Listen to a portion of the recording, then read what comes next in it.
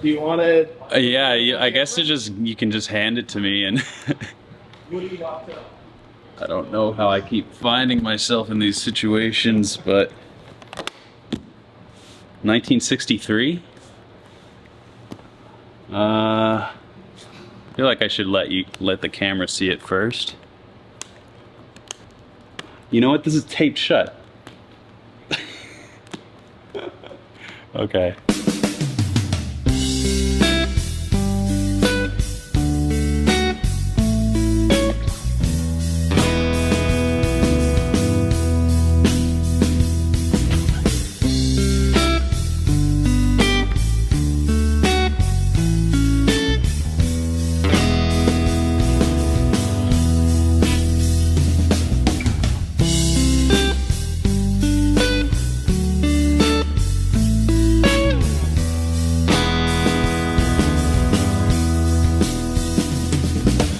If you've been watching this channel for a while, you know I've had the privilege of playing some pretty iconic guitars. People like Kirk Hammett and James Hetfield, Jimmy Page, Eddie Van Halen, Keith Richards, Eric Clapton, Carlos Santana, and so many other instruments that have a place in rock guitar legend. I can't say that I've ever done what I have done in this video. Today is the peak. I can't go higher than this. Today I'm playing Jimi Hendrix's guitar. Yeah. I am. The truth is, Hendrix had hundreds of guitars that he used in the studio or at jam sessions that were never pictured. But that doesn't mean he didn't play these hundreds of guitars, and guitars like these that are unable to be authenticated by pictures, it's really about the word of mouth and the story and how many people can corroborate each other's words. And in this case, I don't think somebody would pay $250,000 to just own this guitar. Guitars with Hendrix actually playing them in pictures go for anywhere from $3 to $10 million. This one might go for $1 million. I'm not here to promote an auction. I'm here to show you an incredible guitar and tell you an amazing story about it and accomplish something that I don't think I ever even, I don't know, I set some goals when I started this channel, which one was to have a signature PRS guitar. My first goal is pretty audacious. It's to have my own signature PRS guitar. Didn't make that one happen, but I feel like I've held the flag for PRS and done some really cool things with a lot of guitar companies. One was to go to a NAMM show. My next goal is much more reasonable, and that's to go to NAMM. I did that one. Transparent distortion. How does it clean up? Let me see. Check it out.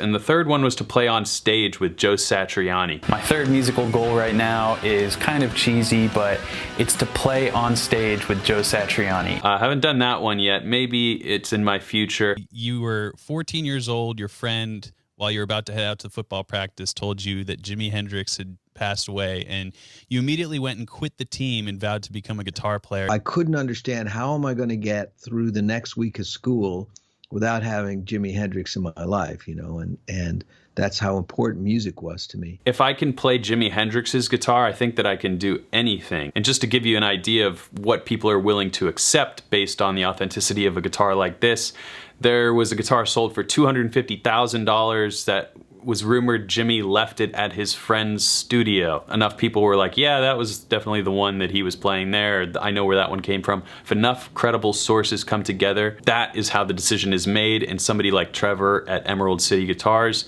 is the key supplier of insane vintage instruments. If he says it's gold, it's gold. And it makes your heart beat hard when you're holding something like this. I'm still absorbing it all and processing it, but I think I did a good job. I hope you think so, and I hope you enjoy this incredible story of Jimi Hendrix's long-lost studio guitar. You know what? This is taped shut. Okay. Oh. It smells like the guy. It's the Hendrix mojo, I'm telling you.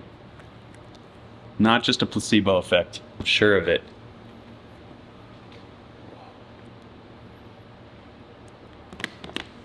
I feel like the case is just as Special is the guitar.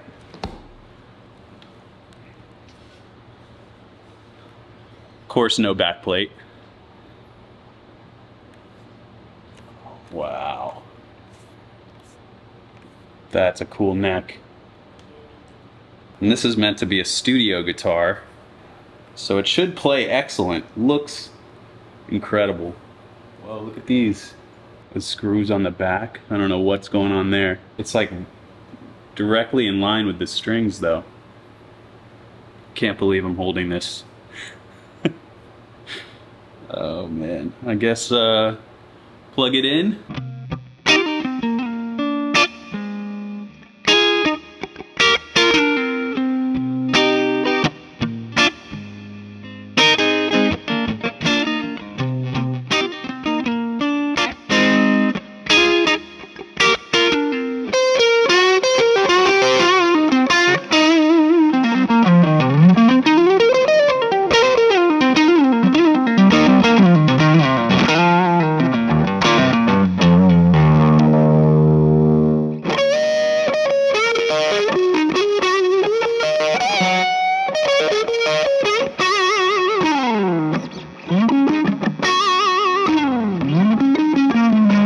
So the lore of this guitar goes, first of all, Hendrix played 600 live gigs with countless more random jams that nobody ever documented, and he treated guitars like tools. They would be scattered around on the ground. Imagine this guitar just laying on the ground in a studio somewhere.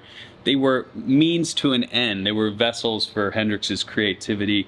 And the thing about Hendrix is he always had a bunch of backup Fender Stratocasters on stage with him at his shows, and he did prefer black and white Strats because he believed that they photographed better under the light. And he was right about that, but it also made them a little hard to keep track of and identify, and that's really the thing about guitar lore and trying to identify old instruments is there has to be credibility and verification in one form or another. And not knowing that Hendrix was going to pass too soon without warning, a lot of these guitars were not accounted for until long after the fact.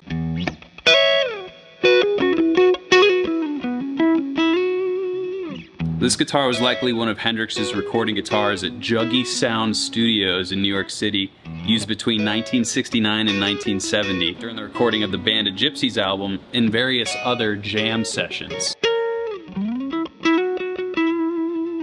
So whatever was going on in Hendrix's life, right up towards the end, whatever he was working out, there's a very good chance he came up with a lot of ideas on a guitar just like this, or this exact one. After Hendrix's death in 1970, this guitar found its way into the hands of Michael Bloomfield, courtesy of their mutual friend and collaborator, Buddy Miles. Two of Bloomfield's early guitars, a 59 burst Les Paul and a painted blue Telecaster, were lost to a club owner as payment for a missed gig in 1974. So because he lost those guitars, this guitar became one of Mike Bloomfield's main guitars going forward playing shows. Hence the reason this guitar is strung for a right-handed player. As we know, Jimi Hendrix simply flipped this guitar upside down when he played it and had the strings reversed.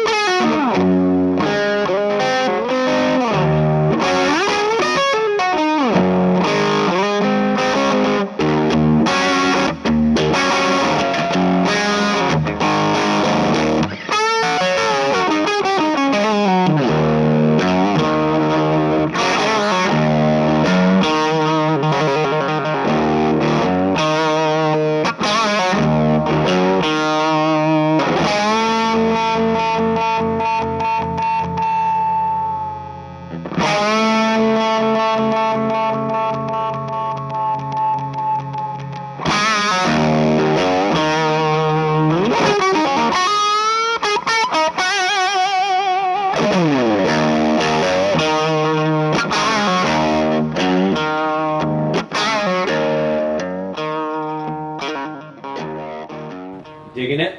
Holy cow, it just plays perfectly.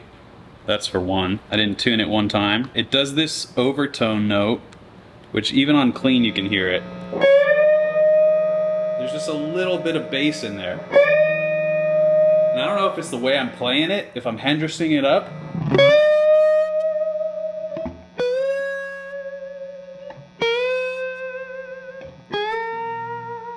But when you have a little extra gain, incredible.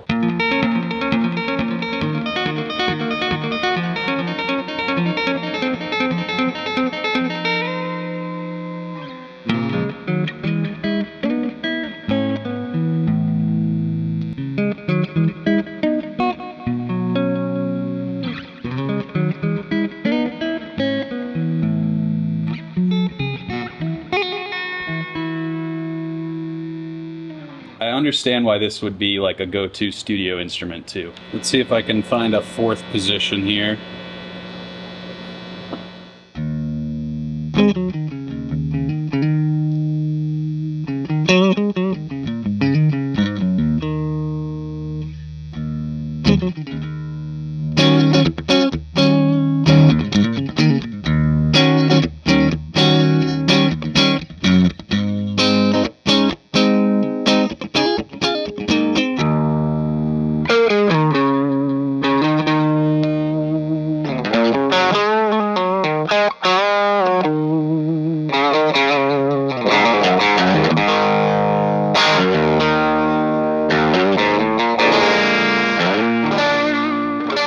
What do you think about this neck? I really like this. What I noticed on this one, I mean, they all have kind of that C taper, but you can feel right here, and you can honestly see it. There's kind of a more of a shoulder on the bass side than the treble side. Yeah. So it's like not a total like down the middle arc to the C. The arc's kind of like over here. It's like hanging over the thumb, kind of.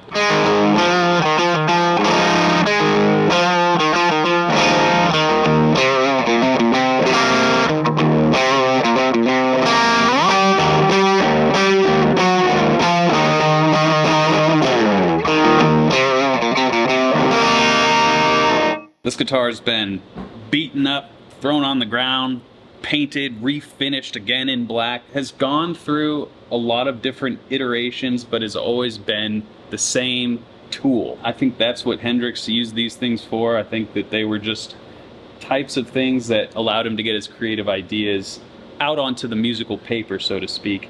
And a guitar that you don't have to really think about any nuance of it. You can just play it and it's right there in tune for you, offering some tones that mirror the sounds that are in your head. That's just a beautiful thing.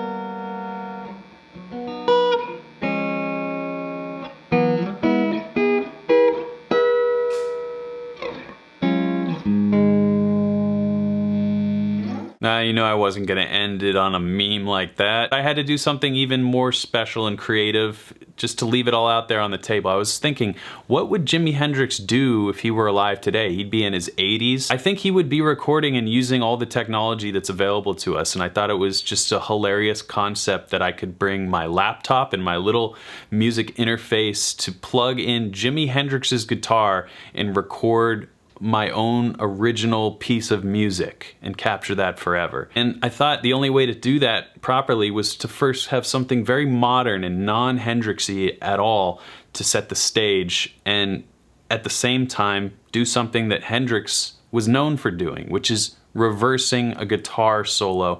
And I had no idea how this was going to turn out. I just kind of had blind faith. I built a track and then eventually got to a guitar solo that was perfectly in time as best as I could, and in post-production I reversed that guitar solo, not knowing what it was going to turn out like. And let me just say, it really hit the mark. I can't believe how perfectly it lined up. It wasn't perfect, and that's actually the point. It was so wrong that it was right. And I sometimes think we forget that with all of our technology and ability to mix and master and do 1,000 takes. Sometimes you just forget about the raw, authentic energy that can come from throwing something down and leaving the human element. I'm still on cloud 9, I'm still flying high, and I cannot thank you guys enough. I can't thank Emerald City Guitars in Seattle. Check them out if you're ever out that way. It is literally one of the greatest guitar stores on earth, and for all the people who helped arrange this and allowed me to do this,